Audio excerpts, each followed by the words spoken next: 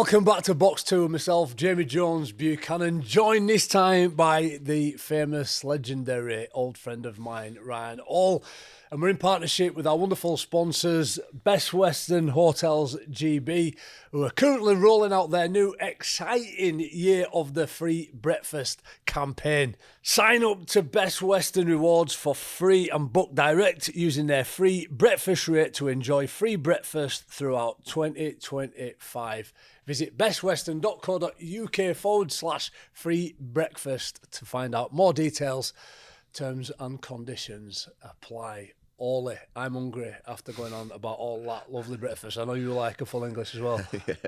What time is it? I ain't eaten yet, actually. So it would go down the street if they were just put an image there, a full breakfast, and then yeah, I could sort me out anyway. Hey man, mate, it's good to have you back. In more ways than one, not just on Box 2, to have you back at Leeds Rhinos. Because I reminisce with a great deal of gratitude and emotion, obviously, at my time. And you were a massive part of that. You went away, had somewhat of a sabbatical. The prodigal son returns. Good. And I think a fan's favourite as well. Everybody feels like it's good to have you. So I guess my first question is, what was the catalyst behind the return? What made you come back to Leeds? Well, it got to that point in... it was in pre-season. I think it was pre-season or early season, where you think about you've got to be proactive and think about what's going on next year. You can't wait until the death because your business is done. I'm thinking even round one last year. I'm thinking what am I doing next year because I only had to the grand final in my contract at KR, and I wanted to play again. That was number one. I don't feel like I'm going to finish. Everyone I spoke to about finishing, including yourself, it's always been a recurring thing where you wake up one morning and you just know that your time's done. And I've said before, I've not had that yet, and I don't want to have that feeling. I imagine I will do one day, but not yet. Not in the next couple of years. Anyway, so I've not had that yet. So I just think, I'm happy to keep going. My body feels good. I'm enjoying what I'm doing. So I wanted to play on. So I went in to KR, knocked on the door. Just FYI, I want to play next year. I'll leave that with you. You can do what you want with that. And I imagine they got to work on it a little bit, but then I got some text messages from people I know at Rhinos. I know it's Rob Oates. He I think he's been going around telling everyone that he was the architect behind it all, which, to be fair, is true to a degree. He texted me just saying it was coincidences don't happen, right? I know there's more to it than that. I had a big pre-season speech once in it about there's no such thing as a coincidence. There's always some logic and maths behind it, what you probably might not know about, but there's no such thing as a coincidence. So it was about that time when I knocked on the door at KR. I got a text from Rob just out of the blue saying, "What are you doing next year? Do you fancy? If the opportunity is there, do you fancy coming back?" And obviously, explore all avenues, open every door. And to the Leeds thing, obviously, I'm a Leeds lad. I've been away for a while. I was really enjoying what I was doing at KR. So that was obviously an iron in the fire. But coming back to Leeds, it was more than just playing rugby as well, because I've got opportunities post playing, which they threw on the table as well. So everything included, not going too deep into it, everything included. The return to Rhinos was the pick for me. Big package. And he's smart, Robots. First of all, he's the biggest Leeds Rhinos fan ever, right? He's a director and goes and stands with our South Standers at away games, as he did behind sticks this last week. So he would love to have Ryan all back in the team, without a doubt. But also that commercial element, mate, you are a big favourite of a lot of our fans, certainly commercial ones. Great at speaking. And again, you mentioned that, and I'm interested actually, because you mentioned what you're going to do post-playing career. I reflect probably should have retired 2 years earlier than I did, but I wasn't sure what I was going to do, I'll be honest with you. And people think that you've got skills that you can transfer, and you can, but that doesn't necessarily mean you've got a job to go into. So is that part of it then? Are you sort of thinking about how you might work post-career, and is that going to be hopefully at Leeds Rhinos as well? When you go over 30, you do think about it quite a bit. Yeah. But then a lot of the time, you don't have that's definitely what I'm doing. You just think about it for a bit. Where I could do that, I could do this. So it is on your mind a little bit, when you turn post 30. But I've got a couple of things going on. So I'm director at QDEC Safety Systems. I'm sure Best Western Breakfasts won't mind me plugging QDEC Safety Systems. Obviously, I'm a director of that. That's been going for a while there. So that's obviously nothing to do with rugby. That's to do with construction and safety within construction. But I can delve into that if and when I need to do that. But you play for 20 years and you build up a reputation within the game. I just think it's mind-boggling. People will just go thumbs up to it and go, see you later, I'm off to go do something else. You've got a wealth of knowledge about the game. You've got an image within the game. Use it. So use it to some degree. So obviously when Rob came and discussed and put something on the table for me, it made complete sense for me to agree to do that, and I'm going to learn a bit more about it as well and delve into it. There's a bit of a coaching element in there as well. It's ambiguous, to say the least. It just says in the contract, coaching role. So make of that what it is. It's one of those where if I enjoy coaching, I've done my badges. In my time in Sydney Roosters, it really did open my eyes to being a bit of a coach. When I was at the Rhinos beforehand, I always said, I've got no interest in coaching. I don't want to turn out one of those head coaches that we've all had. It was a bit mental. I didn't want to turn out like that. But when I went to Sydney Roosters, my opinion completely changed. I'm not saying anything derogatory about head coaches I had before there. Yeah. It was just when Trent Robinson had his approach to things, I thought, I like what he's doing there. He had a blank page, and he could do anything, and then he could turn it into a coaching element. I'm sure we might talk about Sydney Roosters later on, but seeing as I'm talking about it, we might as well dive into it. So there are a couple of things where it wasn't even up to do with rugby. What made me just think I like that. So first of all, he made us read a book, and it was about the wartime prison war camps. Is it Man's Search for Meaning? Viktor Frankl. Frankl. He made us all. Man's Search for Meaning. He made us. He bought everyone a book in the squad. Wow. It says go away, and we're going to talk about it. We'll do basically a book review on this book about. So it's got naught to do with rugby. It's talk about obviously meaning.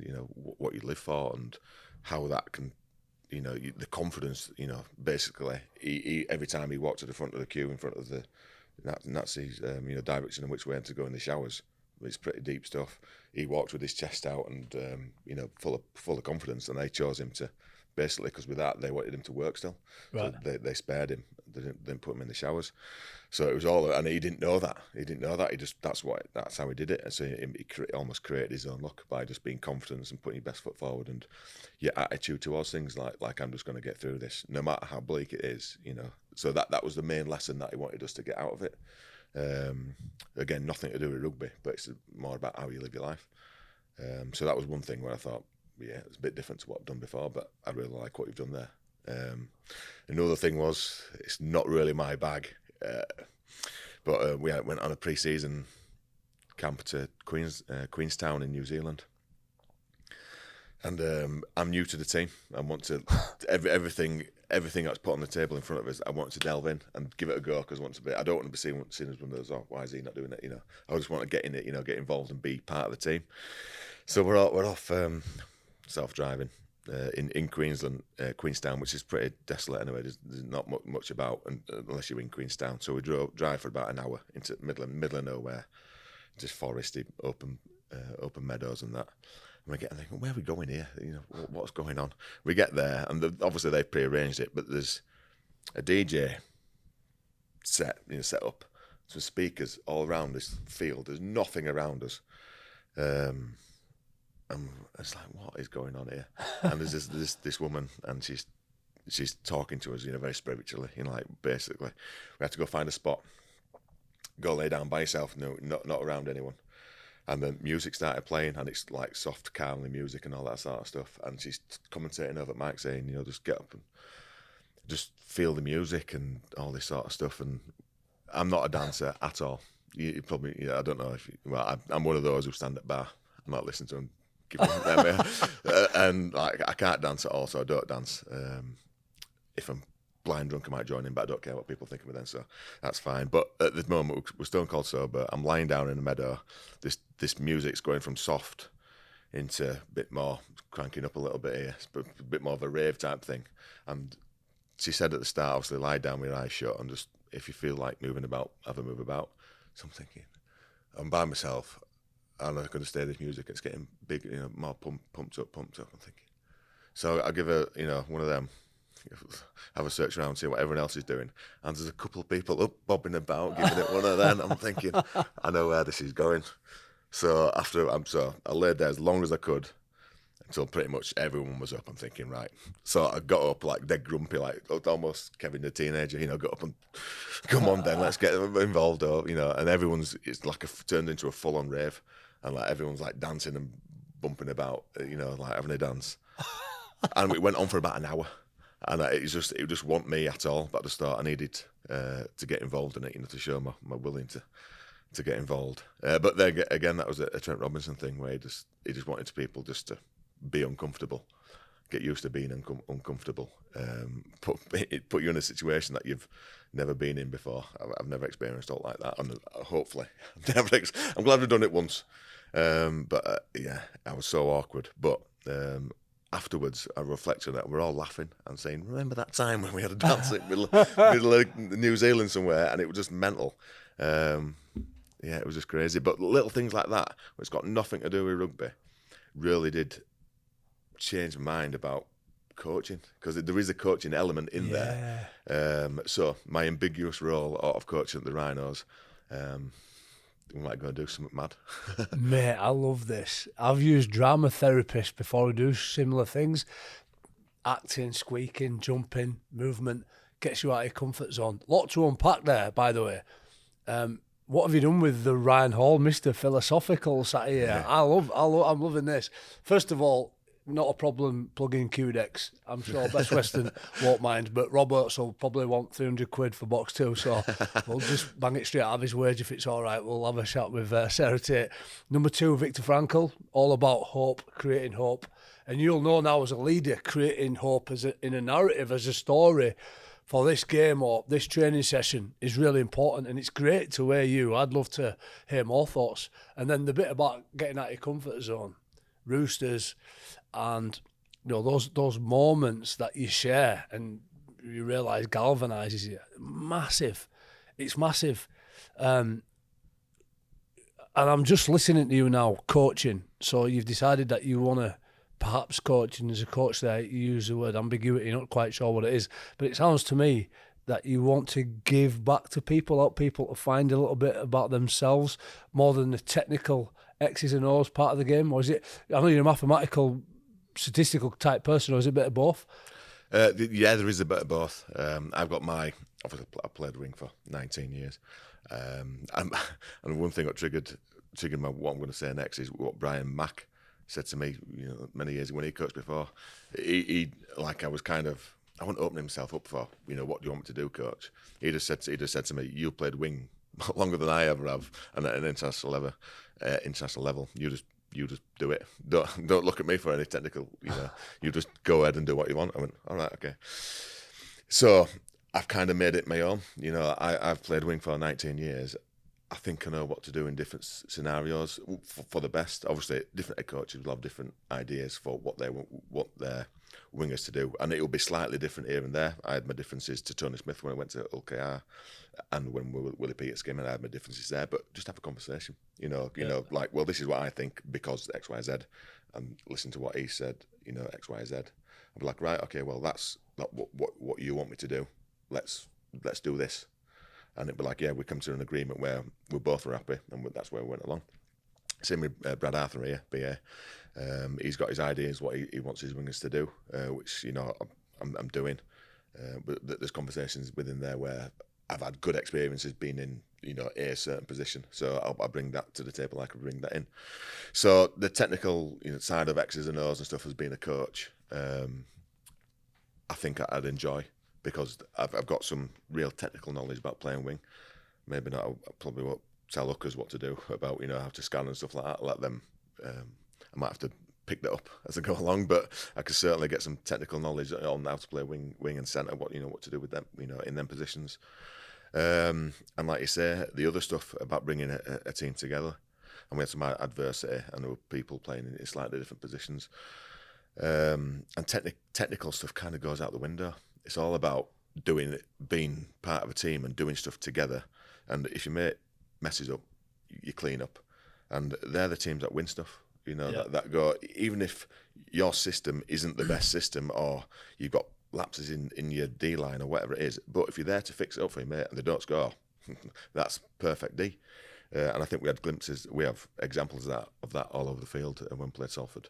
They had Nene McDonald running riot a little bit, and the cover tackles going in left, right, and centre. They only scored 6 points, and that was came in the second minute of the game. So for us to cover and just work for each other, that's the coaching things I'd like to see, and really develop. You've always been a technical guy. You've probably got a massive IQ, and I'm not being judgmental, but you've obviously grown in the old emotional intelligence and awareness piece as you've got older, and that I suppose comes with age. And it's evident as well, Ollie, when you look back at the history on the field of Ryan Hall, you've evolved and you've changed, your body's changed, and the way that you play the game has adapted, and you've almost reinvented yourself, which I think is one of the secrets to longevity as well. JP used to talk about every season had a nuanced sort of focus. What advice would you give to some of the young people, like a Riley Lum, for example, who might have a certain body shape and a certain skill, about how they can evolve and adapt the game over time? Well, the piece of advice that you give out, it will be tailored and be different for everyone else. You've kind of just said that, haven't you? Love it. What I'd say to a 17-year-old me, or a 19-year-old, I think he is, Riley Lum, would be two different things. Because I knew, I just wanted you get dealt an hand. You just got to you play that hand best you can. So when I was 17, 18, when I first joined the Rhinos, I was a certain body type. I had the potential to develop into what I am now. But at that time, I probably couldn't carry the ball like I do carry it now. So I did what I did. I carried it a little bit different, and all that sort of stuff. Play to your strengths. Yeah, play to your strengths. And Riley Lum, so he played to what he's got. Yeah. And that will change over time. Like you say, you've got to adapt every year. I knew what does a team need. You always ask yourself that. What does a team need? And I remember Kyle Lewis telling me, just randomly once, it wasn't like he sat me down and went, I'm going to teach you something here and say, I need you to carry the ball strong. He just said it in an off comment. He said, I love it when you see wingers carrying the ball, strong, because then he goes, right, I'm on now and I'm giving it some. So it was just an off comment when he said that. I thought, right, well, I'll try and do that then. And then if that's going to make you better, well, I'm going to do that. And then you pick up little bits here and there. So that's why you diverse and you change, and I turn into what I am now. It's because of little teaching points, what people don't know they're teaching you, but that they've taught you. And you go, right, if that's going to make my involvements, going to make the team better, that's what I'll do. And that's what I've continued to do and try to continue to do. And I've turned into me now. Turned into you? Mate, what are you weighing in at now? Go on, mate. Mate, selfie. It looks great. What size are your arms? I was 114. Oh! If you play to your strengths and your size, why can we not play in front row, mate? People have been saying that for 15 years. Because I know what I can. I know how to play wing. I don't need to be as fast, to play wing anymore. I just need to set off 3 seconds earlier to get to the same spot. Because I've seen the examples when you're looking, take a snapshot. Yeah, I've seen it that many times because I've played that many games. I know what's happening, so I'll just set off a bit earlier, and then I'll be there just as fast as the fast one would get there. Well, the evidence is there. You're top try scorer by a fair way now, and that keeps going up as you obviously keep scoring tries. Overtook Danny Maggs, got a couple on your heels who are still playing as well. But how important is that to you when you think about the 17-year-old self then? And you just said you're going to be a record holder and, mate, I think number 20th in the all-time try scorers at the moment, chasing people like Neil Fox. When you reflect on that, how important is that as a milestone in your career?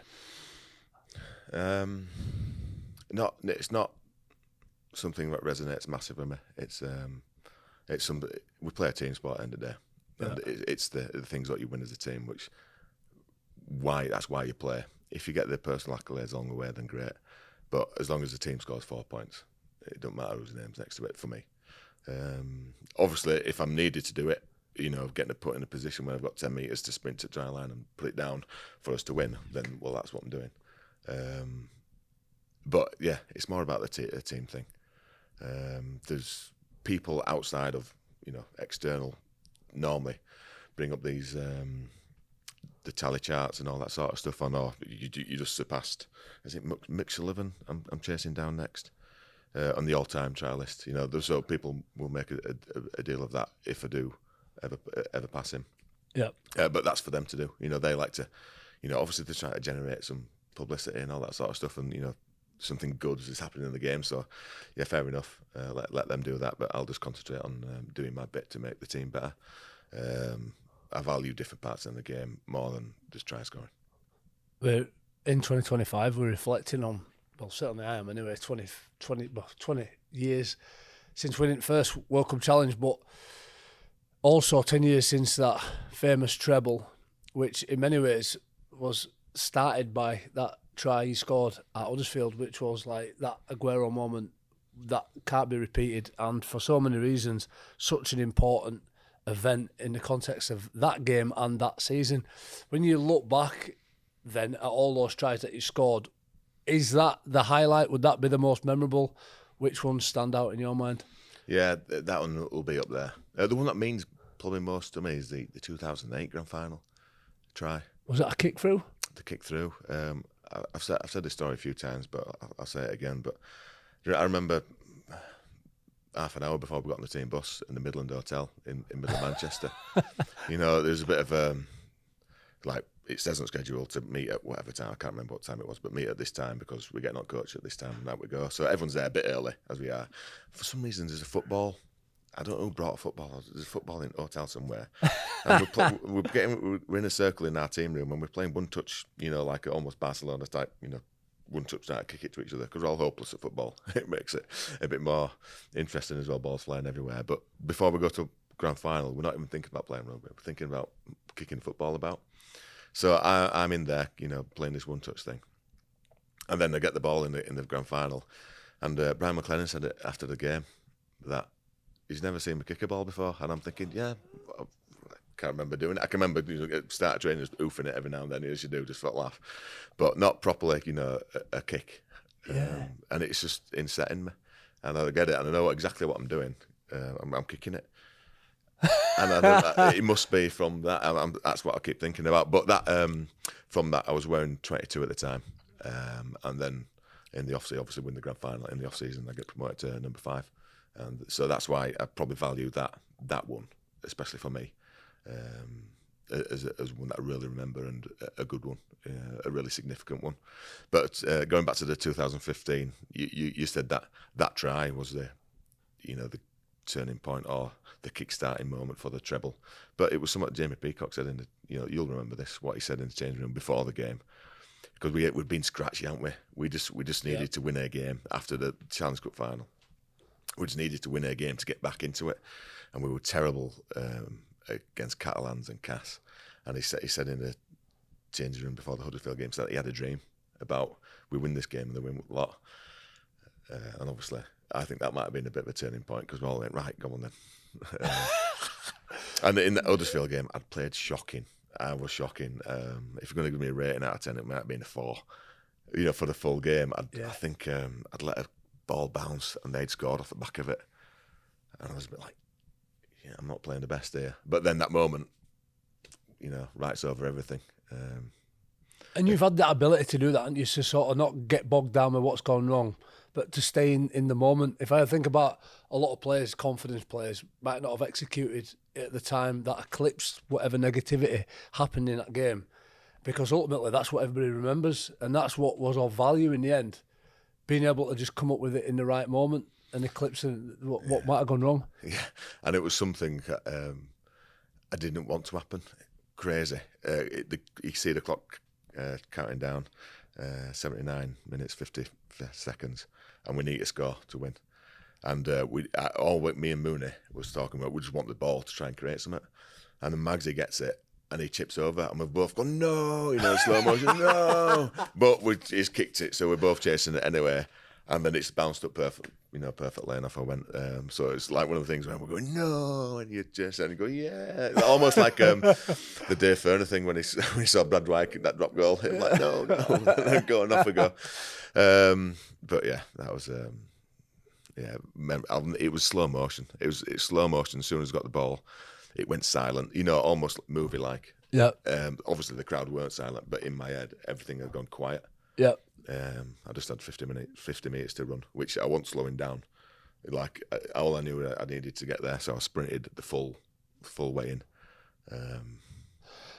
People listening to this, there's a lot of intangibles in there because we're talking very metaphysical, talking about hope, belief, things that are not always tangible and touchable, and all the hallmarks of high performance. When you talk about there, everything went silent, you're in the zone, and it's slow motion. They're the things that happen when you're in a team with ultimate synchronicity, overtime galvanised through triumph and disaster. And we had that. It was just part of the culture, and it was, I guess, motivated by little moments of somebody like a JP talking about, I've had a dream. Like, well, what does that mean? It's completely irrational, but we all bought into it. Even maybe when he kicks the ball there, Magsy, who comes up with those moments, you disagree with what you're doing, but then you commit and execute, and that's where winning comes. That was part of a culture, Ollie, that I was fortunate to experience. It's really hard, as you'll know, to copy and paste and to put into another generation of people. If it'd be priceless if you could bottle it up. And I mean this in the biggest positive sense. What is different now coming into that Leeds Rhinos playing group from a culture to then, and there'll be some stuff that is, I don't even think there's a continuum of good or bad or better or worse. It's just different. So what is different between the two cultures? What do you enjoy out of both? Yeah, well, I first off agree with that. There's not one's good and one's bad. It's just, it is different. Yeah. There's no two ways about that, but it was different from 2008 to 2012. Even though, sure. Yeah. It is different, and that's what's exciting. You turn up and you got a completely different dynamic in change room. Like I said to you before, that I love being in change rooms and getting amongst it and all that sort of stuff. But I have no idea what most people are talking about most of the time because I'm at a different age level now. They're speaking a different language, using different words for different things, and I'm sitting there going, everyone's laughing. I'm going, so much fun has happened. I don't know what it is, but I like to be amongst that. And I just like experiencing it and being amongst it, and obviously being that different. You've said it a few times as well about how so many different people and different mindsets and everything like that can come together and achieve a common goal, and that's what I really enjoy about doing this at the moment. And we've all come from different areas of the world, and we're all there. We're all doing the same sort of training, trying to get as ducks in order to try and attack the league. And every day you come in and you don't know what's going to happen in the day, and that's what makes you get out of bed. Yep. And it makes you go, right, I want to go and enjoy today because something funny might happen, and you want to be there. And when everyone wants to be there, and we haven't had success yet as that team, because the Rhinos might have done years ago, but this group hasn't. It's exciting to try and get, we can achieve something here, and get them people excited about opening their eyes and going, yeah, we can achieve something here if obviously everything goes to plan and we play well and everything. But that's why I get up and do it, because that sense of feeling afterwards. And I had that feeling at KR as well when I was there for 4 years. That club was completely different to anything else I'd experienced before. I played at Rhino for 12 years, which the golden generation. We'd won things. We're always playing on that stage of the ladder. I went over to Sydney Roosters. Were exactly the same, the Australian version. They were always up there, and the champion team, and everything was all about the 1%ers and everything. Then I went to a KR team, which had just survived relegation, just come through the COVID rubbish, and it was a completely different team, a different everything. everything about it. But it was as soon as we played the first game, I knew that this could be good here, because no matter what went on in the train, in how we trained or where we trained, because we ended up doing a speed session at KR. My first speed session at KR was in a corporate suite. We just moved the chairs out of the way and we did it there, where some people in the corporate ate the dinner. I was like, this is mental. I've never done anything like this, but if that's what it is, let's get on with it. Yeah. So I'm thinking at the time, this might be a bit rough, this, because where they'd been the year before, they'd only won 2-3 games. Yeah. So I'm thinking a bit different to my experience. But as soon as we kicked off and there were blokes going after people in D, you think, we're on. We're a team. There's some good stuff to get stuck into, and I was really excited about that, and that's what I enjoyed so much about KR, because as soon as you can see a glimpse of something, we can get teeth and hold on to that, and that's what we did. And for the 4 years we're there, we went boom, boom, boom, boom, and we almost got there in the end. But what lessons are to be learned there then, mate, about resource? People think you need a £45 million facility, which we use to house corporate hospitality. You're talking about OKR using it for speed sessions, right? And it isn't a big facility there. It's an old ground, but I've done a fair bit with Sky there, and I've seen it incrementally get better and better as a facility every time I go. And the fans, the crowd, it's been a good model. But what lessons have you learned about that humility? And actually, it's about galvanising a team on the field rather than... Well, that's it. You've nailed it. It's all about what you do on the field. Yeah. If you've got a place to do a speed session, you're doing a speed session, aren't you? Yeah. Yeah. It's not about where you do it. It's about what you're doing it. And it wasn't even talked about. It wasn't even what we're doing it in here for. It was just what we did. So and I wouldn't change it. I wouldn't change it at all. Looking back, what would have changed? And nothing. Because it was perfect. It was perfect. If I look at that, might be looking through starry eyes and stuff, because we ended up being a good team. But I won't change it at all, because that was a unique experience that I won't change out for. I've learned so much from like you say, just getting on with it. You don't need a world-class facility. It helps. It's nice, but you don't need one. You just get on and play the cards you dealt, like I've said before. Amen. Just reflect for me on your NRL time. You've taught there, and it's quite illuminating actually what you learned from a character building point of view and a leadership point of view. Inspirational actually. What about on the field? NRL at the minute, it's gone off. There's a lot of English players gone over there, made a success of it. When you reflect on that time, how do you rate it in the context of your career? I've said it all the time, but it was best 2 years of my life. Really? Really. Because it's not full package, obviously, the rugby and your life and stuff, but the full package, everything together, best time of my life. I lived in the eastern suburbs of Sydney, which is the second best place on earth behind Leeds. Behind Bramley. behind Leeds. And I said that to people when I was over there. Second best place on earth, this.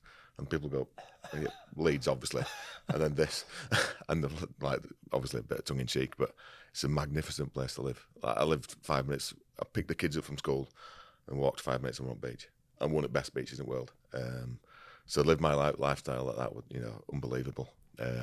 My body wasn't in the best working nick. I went over there injured. I went over there injured.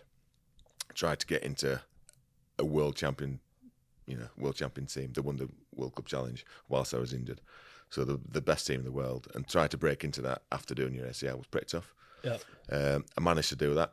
I managed to get in the team. We played back-to-back games. So when I was in the team, I missed a game against Melbourne because my wife was ill.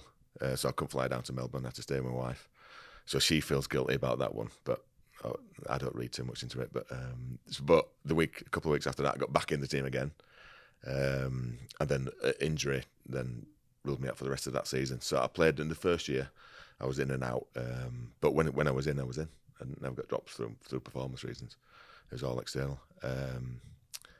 But so I enjoyed it. I really enjoyed playing it. I only played 6 games, but I loved every minute I was on there. Yeah. And people allude to it. Oh, you played rubbish and all that sort of stuff because I didn't score. I've already said previously, I'm not bothered if I score or not. I'm bothered if the team wins. I think we won the majority of the games that I played, and every other part of the game that I value, I was good in. Yeah, I don't mind saying that. I was good in them areas. So then comes into year 2. and that's the COVID year. I was injured. I had post first season operation, which went slightly wrong on my knee, so that took a bit longer to come back from. So I was injured again, so I had to bide my time. And then we thought the world was ending, obviously, when COVID hit. So I've still not played the game, but it was like a blessing in disguise because I wasn't fit to play when the game stopped. So I used that time when everyone else was chilling out a bit. I used it as my I'm getting fit time. So I had an assault balk on the balcony, and there's some weights and stuff like that. And I did basically a CrossFit session, sometimes 2, like high intensity sessions a day.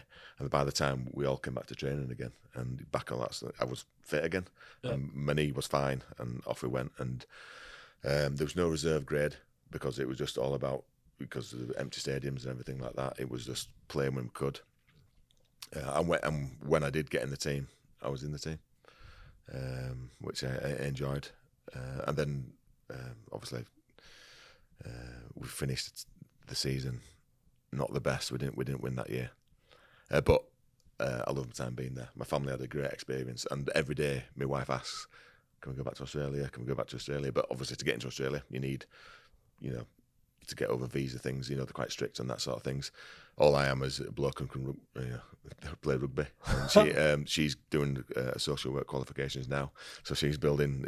She's getting on that plane to get back to Australia. Well, mate, we've only just got you back here, so not be going anywhere just yet, mate. We've want to get a bit more out of you. But your international career, phenomenal. I mean, I'm fortunate to play with you for a period that I would say was the zenith for my career, and it was just like you couldn't play a game without scoring.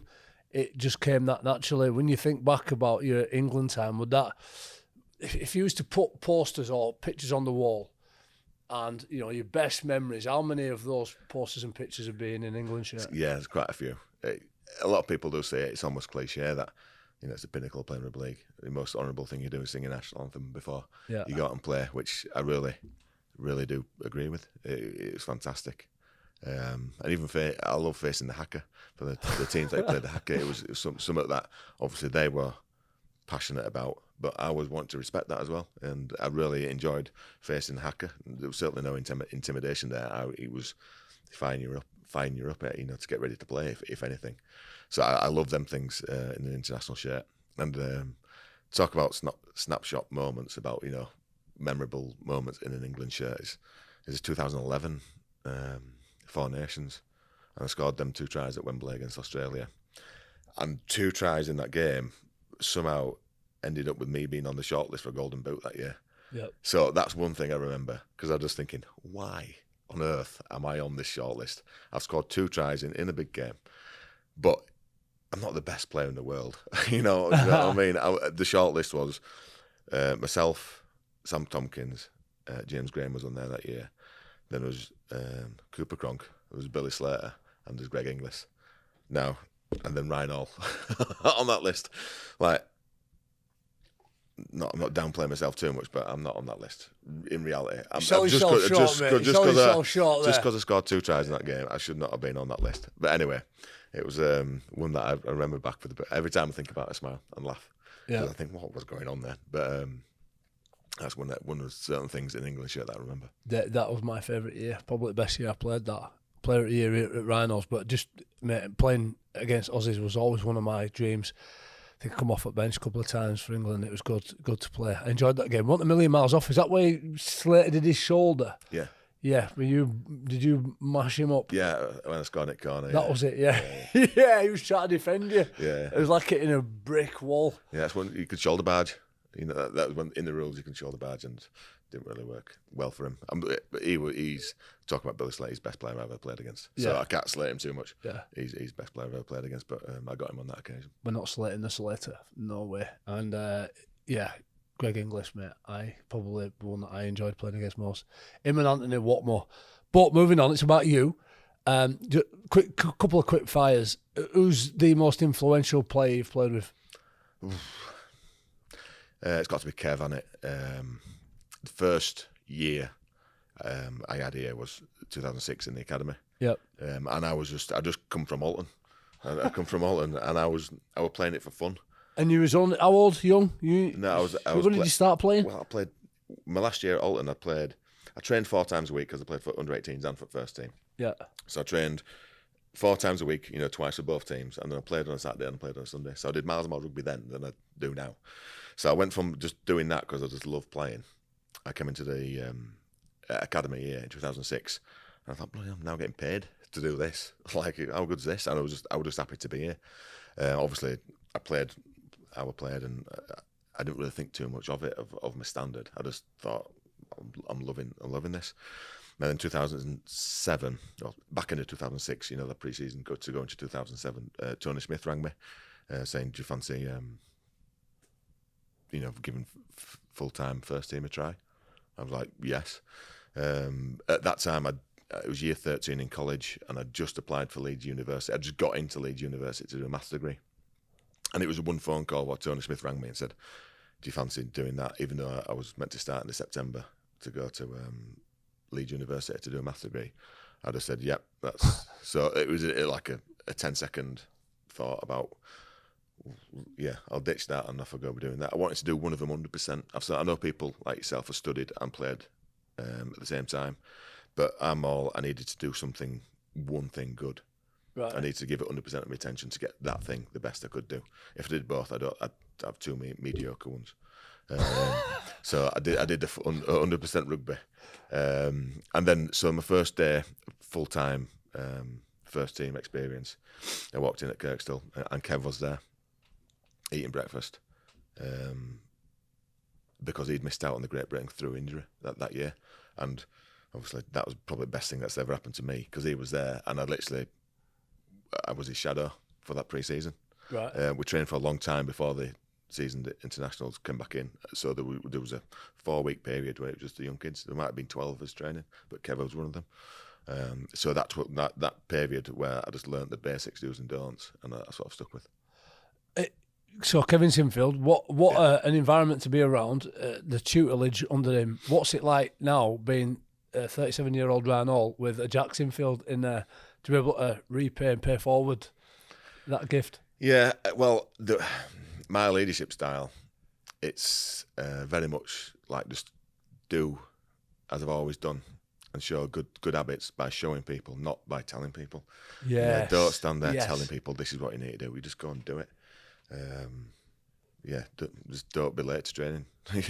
Just when you're at training, you do the best you can. You get involved in every session, and you do it to the best of your ability. Certainly in pre-season. So that's what you do. You don't sit around, sit people down and say this is how we do it. You just do it. So that's my leadership style. I'm thinking about it. The best lessons I've ever learned from people is that when that's happened to me, when they've seen JP throw himself into something where he might come off second best. But I thought, well, that's how we do it. Love it, mate. Don't tell somebody something that you can show them. That's why I don't like emails, because you don't show them anything with an email. Most influential coach, Ollie. It's a tough on this. You've had some good ones. The word influential. And it could be through a negative. It could be pulling you through a fire as well. Hold it fire to toes. You can't. It'd be unfair to answer that question because everyone's had an influence on me. All right, mosaic. In some degree, yeah. I remember. Well, Tony Smith. I haven't played a first team game, and he's going around and he's got his weird ways, this Tony. And I was still loving just being a Leeds Rhinos player, and I got to train with first team. I was part of the first team squad, so I'd not played a game in 2007 yet. And he came up to me just nonchalantly after a training session. "Oh, are we going? Are you ready to play? Do you think you can, get amongst it?" I was like, "Well, I've not done it yet, but And he went from he's happy to his, serious in an instant. He almost lost his with me. He says, "Well, you come and tell me. Come and knock on my door when you think you're ready." And I'm like, "All right." I was just answering your question basically like, I've not done it yet, but I think, type of thing. But he wanted to be more confident. Yep. So that's one thing. I'll always remember that. I need to be more confident in myself. And then Bluey, he was all about, I don't think he ever wrote an X and O on the board. Nope. It was all about that sort of thing. And, love winning. Don't hate losing. Yeah. Love winning. And it's the same thing. It's not the same thing. Love's stronger than hate. Love winning. Don't hate losing. So that's bluish thing on that one. Bluish Brian McLennan, by the way. He like Ted Lasso. And I love this idea of love as well. Using the word, look at him, he's from the old guard, this fella here, getting all emotional. Yeah. Go on then, give me one more. I've got one for everyone. Oh, we can't go on then. Last one, you'll have 3. No, I'm not. Go on then. It's about me, it's not about you. Brian McDermott, yeah. I got injured. I got a dead leg against someone in his first year. And I had to come off, and when a winger comes off, you don't account for that on your subs bench. Right. So normally when a winger comes off, you have to shuffle around people. And anyway, I got dead leg, my leg had locked off. It was no use. I couldn't run at all, so I had to come off the field, couldn't finish the game. On the Monday morning, as dead legs go, I was just trying to get massaged out and all that sort of stuff. And he's doing his rounds, and he's going round. Are you all right? You all right? So he's come to me on bed. Are we looking for Friday? I'm going. It hurts at the moment, but hopefully it'll be right by Friday. And he turned around and went, "You better fucking not be." I was like, "What?" Like, I want to get myself on the field. You best not be. And he says, "I've got to shuffle around my team on a Friday night, and you're going to be back playing the next Friday night." He says, "It's not on." Anyway, and he is, and he stormed out. And I was on the massage bed and going, "Has that just happened?" So I had to go. I just said, "Can I have 2 minutes?" And address it head on. I says, "Can I have 2 minutes about what's just happened?" And he went to his office and I says, "Look, I'm sorry about Friday night, but I'm just trying to get myself ready for Friday so you can pick your best possible team." That's what I'm doing. And then he recoiled. He said, "Yeah, sorry, lost my head a bit there." Recoiled with his shotgun. It was a bit like, yeah, go on then. We left a bit better that time anyway. So I'll never forget that from Brian. I don't know what that taught me, but it's taught me something. But he was a strange cat. But that's one thing I remember about Brian. Loved it. Then obviously the Trent Robinson. I've talked about what I learnt from Trent Robinson when I went over there, and then came back to Willie Peters. Tony Smith again. Oh, of course, yeah. Tony has gone through a career himself, and he was a different coach to when I had him the first time to the second time. So maybe that taught me about, adaptability and change. I'm changing with the times. I think when I went back to KR, I think I disagreed with him more than I agreed with him, on what he wanted to do. But I think it was healthy, and he loved it. He loved that healthy. Well, no, we talked about stuff and worked it through. So we had a good relationship. And I think it probably taught me to be, instead of just saying stubborn and being, this is what we had an open discussion. We came to a point in the middle. Well, what worked for both of us. So that was good. That's probably taught me that one. And then Willie Peters. Willie Peters was good. He was very much, how the game should be played. His philosophy, he came in with a philosophy and he did not diverse from that one bit. He had an idea of how his team wanted to play and he did not diverse from it one bit. Even if we were miles away from it one week, he just came in and ripped us to bits and says, that's not what we do. This is how we play. And he just reinforced it. And how important is that clarity and conviction to a cause? Well, yeah, because everyone goes, we know where we stand, black and white. You don't get many black and whites in rugby league, but you do with Willie Peters because you know how he wants us to play, sure. And he lets us know when we don't as well. And did you get that from Brad Arthur in the short period you've had with him? Yeah. He knows how his team how his team looks like. You've got to be a part of that. Last 2 questions. Number 1, what skills are you sharpening right now to prepare Ryan Hall for post-playing? I'm not. I'm just getting on with it. You said to me once about you do that much now. You don't even want to be told about what you're doing. Just say turn up at 10:30. Yeah. And just address it when you're there. I think that's a great philosophy, and I think that's what I'm going with. I don't. Why am I thinking about something that's not happened yet? Yeah. I think I've got a decent adaptability. My character, I can adapt to most things. I can pick up things pretty quickly. Yeah. So I might be stressing about something that might never happen. So I'll learn that when I need to. You talked about being all in or not because you want to focus and give 100% attention and effort. So I was always impressed with your educational maths skills when you was a kid. You might have missed out on some of that because of your playing career. And I guess, is there something that you'd like to go back and fulfil? I always said you can go back and do the maths thing because your brain's there. Yeah. I've been kicked in the head so many times now. I'm nowhere near as good as maths as what I would have, at the time in year 13 and that. People always because of the maths thing, I came from that, and I've got a high IQ. People always said, "Oh, you're intelligent, aren't you?" And I've just never disagreed with them. I don't think I'm that intelligent at all. I just never disagreed with people, and just it snowballed. So people told me I was intelligent, so I went, "Oh, I guess I'm intelligent then," and that stuck. So when people tell me I'm intelligent, yeah, okay. You are vastly intelligent. Jimmy Bray said, "You can ask Ryan Hall." Jimmy Bray being the guy who runs Ram Films, by the way. He can do Rubik's Cube and play the piano, but you're actually going to work on any skills that are going to give you any value in life. No, I do that to complete enjoyment. And I stumbled across that one. Willie Peters, that was a mindfulness thing.